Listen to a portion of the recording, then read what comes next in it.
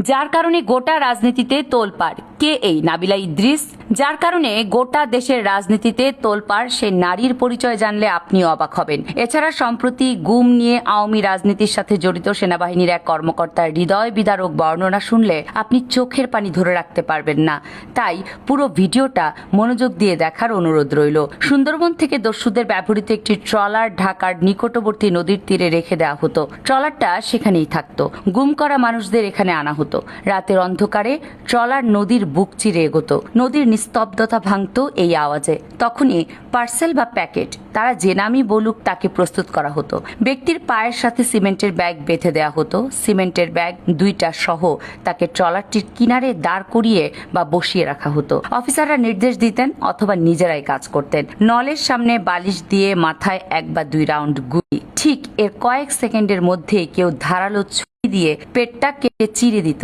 তারপর পায়ের সাথে বেঁধে রাখা সিমেন্টের ব্যাগ নিয়ে তাকে পানিতে ছেড়ে দেওয়া হতো। মাথায় গুলি, পেট কাটা, পায়ে বাঁধা সিমেন্টের ব্যাগ। এভাবেই নিঃশব্দে আওয়ামী বিরোধী হতভাগা মানুষরা নদীর গভীরে হারিয়ে যেত। ব্যাস, মিশন শেষ। এভাবে গুমের এক একটা সাবজেক্ট শেষ করতেন জিয়াউল আহসান এবং তার ফোর্স। এটা একটা সংস্কৃতি ছিল। জিয়াউল একাই হাতে মেরেছেন 1000 খানেক, কিন্তু পুরো প্রক্রিয়াতে ছিল চাকরি করা আরো অনেকে। এরা কি শুধুই চাকরির জন্য এগুলো করেছে? এটা কি ডিফেন্স অফিসারদের কাজ ছিল? গুমের শেষ পরিণতি এমন নৃশংস কাহিনী আপনার মনকে হয়তো নাড়া দিয়েছে। রক্তখেকো হাসিনা এবং তার বাহিনী কতটাই না উন্মাদ ছিল। তবে সবকিছুর একটা শেষ আছে। সেই শেষটা যেন হতে যাচ্ছে একটা রহস্যময়ী নারীর হাত ধরে, যে নারী গুমের সাথে জড়িত অফিসারদের আতঙ্কের নাম। চলুন এই রহস্যময়ী নারী সহ আরো বিস্তারিত ঘটনা জেনে আসি। গুম কমিশনের সদস্য ডক্টর নাবিলা ইদ্রিস যা করেছেন বা যা করছেন সেটা এক কথায় দুর্দান্ত। RAB, police, DB, SI, military, judiciary, রাষ্ট্র, এমন কোনো পাওয়ারফুল দপ্তর নেই যাদের বিরুদ্ধে তিনি গুম হওয়া ভিকটিমদের বয়ান ও প্রমাণ সহ অভিযোগ হাজির করেন নাই।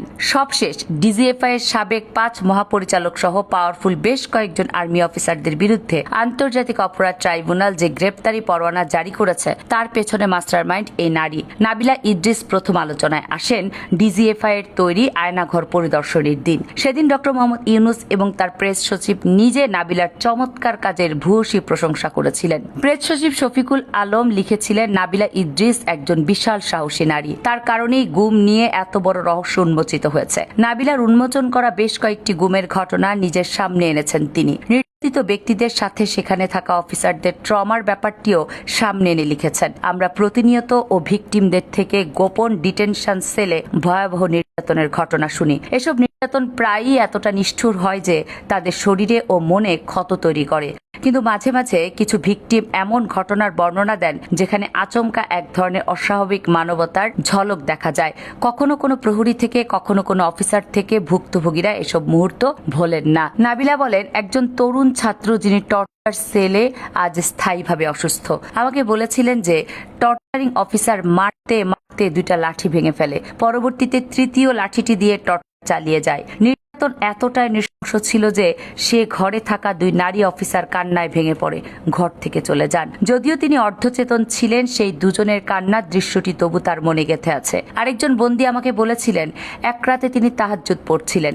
তার সুরেলা তেলাওয়াত শুনে এক প্রহরী খুব কাঁদতে থাকে। অতঃপর ক্ষমা চাইতে চাইতে বলে, আমি জানি আপনারা নির্দোষ, কিন্তু আমি কিচ্ছু করতে পারছি না। পরবর্তীতে যখন বন্দীকে কিছু সময়ের জন্য সেল থেকে সরিয়ে আবার ফেরত আনা হয়, তখন সে প্রহরী আবেগাপ্লুত হয়ে বলেন, আপনি বেঁচে আছেন? আমি ভেবেছি আপনাকে মেরে ফেলতে নিয়ে গেছে, তাই আমি বাড়ি ফিরে নামাজে দাঁড়িয়ে আপনার জন্য কান্না করেছি। একজন অফিসারকে বলা হয়েছিল তার দায়িত্বপূর্ণ এলাকার অ্যাক্টিভ রাজনীতিবিদ কর্মীদের তালিকা তৈরি করার জন্য। পরে যখন তিনি জানতে পারলেন সে তালিকার প্রতিটি মানুষকে শহীদ করা হবে, তখন তিনি প্রচন্ড মানসিক ও শারীরিকভাবে ভেঙে পড়েন। কিন্তু কিছু গোপন বন্দিশালায় বন্দীদের জন্য বরাদ্দকৃত খাবারের পরিমাণ ছিল প্রহরীদের আনুমানিক অর্ধেক। কিন্তু এসব বন্দিশালার কিছু ভিকটিম আমাদের বলে, নিষ্ঠুর প্রহরী বহু ছিল, কিন্তু ভালো প্রহরীর ডিউটিতে থাকলে আমরা একটু বেশি খাবার পেতাম। প্রথমে ব্যাপারটা আমার কাছে খুব সন্দেহজনক ছিল, কারণ রেশন তো নির্দিষ্ট।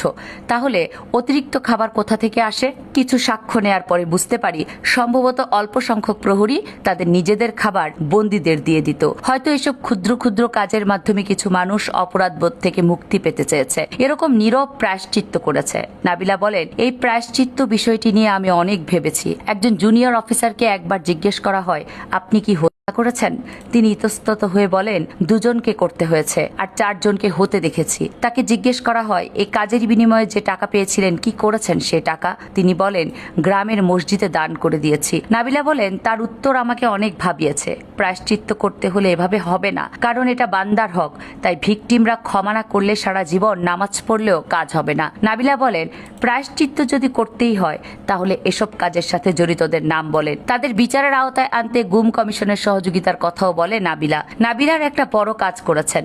কোন দলের কোন সংগঠনের কতজন গুমের শিকার হয়েছে তাদের তালিকা তুলে ধরেছেন, যেখানে দেখা গেছে ছাত্রদল, যুবদল, ওলামা দল, তাঁতি দল, মৎস্যজীবী দল, মহিলা দল এবং জাতীয়তাবাদী দল সব মিলিয়ে গুমের মাত্র 37%। আর একটি মাত্র সংগঠন ছাত্র শিবির থেকে গুমের পরিমাণ 31%। জামাত সহ ধরলে যা বিএনপি থেকেও বেশি। অথচ বিএনপি ছাত্রদল বলে বেড়ায় শিবির নাকি গুপ্ত সংগঠন, যার কারণে শেখ হাসিনার আমলে হওয়া গুমের মতো একটা রহস্যময় ঘটনা ফাঁস করেছে সে নাবিলা ইদ্রিস আসলে কে, কি বা তার পরিচয়। 2024 সালের 8 আগস্ট ডক্টর মোহাম্মদ ইউনূস তার নেতৃত্বে অন্তর্বর্তী সরকার গঠনের পর আওয়ামী লীগের সময়ে গুম হওয়া ঘটনার বিচারে ওই বছরের 27 আগস্ট যে 5 সদস্যের গুম কমিশন গঠন করা হয় তারই একজন সদস্য ডক্টর নাবিলা ইদ্রিস। নাবিলা ইদ্রিস পড়াশোনা করেছেন ক্যামব্রিজ বিশ্ববিদ্যালয়ে, পরে শিক্ষক হিসেবে যোগ দেন ব্র্যাক বিশ্ববিদ্যালয়। নাবিলা ইদ্রিস আশুগঞ্জ পাওয়ার স্টেশন কোম্পানির পরিচালক পদে কর্মরত রয়েছেন। তবে সাহসী এই নারীকে এর আগে প্রশাসনে শিবির ঢোকানোর ব্লেম দিয়ে